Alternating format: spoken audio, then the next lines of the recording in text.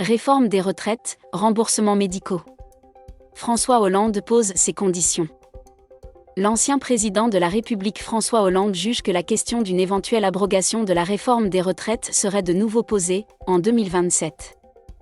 Interrogé sur BFM TV, l'ancien président de la République et actuel député PS de Corrèze a souhaité que le nouveau gouvernement de François Bayrou convoque une conférence sociale avec les partenaires sociaux pour rediscuter d'un certain nombre de paramètres de cette réforme des retraites. Ensuite, ça sera en 2027 que la question des retraites sera de nouveau posée.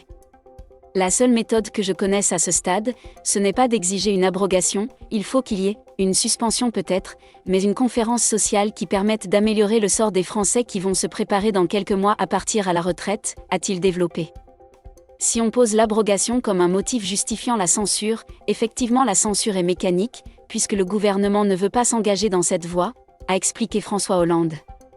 Le premier secrétaire du PS Olivier Faure s'était déjà prononcé pour un gel de la réforme des retraites, et non plus une abrogation immédiate, pour organiser d'abord une conférence de financement permettant une future abrogation. Plus de justice fiscale. Monsieur Hollande a également évoqué comme objet de possibles négociations avec le gouvernement son renoncement à supprimer 4000 postes dans l'éducation nationale, la question des remboursements médicaux, l'évolution des modes de scrutin, dans une allusion à la proportionnelle, et une évolution du budget vers plus de justice fiscale. Il a par ailleurs jugé inacceptable de reprendre dans une nouvelle loi immigration les mesures censurées par le Conseil constitutionnel dans la précédente. Interrogé sur le maintien du très droitier ministre de l'Intérieur, Bruno Retailleau, il a dit ne pas vouloir juger les personnes, mais les actes. Il a par ailleurs pris ses distances avec la demande du PS, du PCF et des écologistes que le gouvernement renonce au 49.3 en échange d'une non-censure.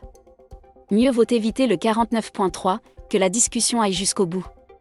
Mais il faut manier cet argument avec précaution, parce que cela voudrait dire, si on dit qu'on n'utilise pas le 49.3, qu'il faudrait que les socialistes adoptent le budget ou s'abstiennent sur le budget.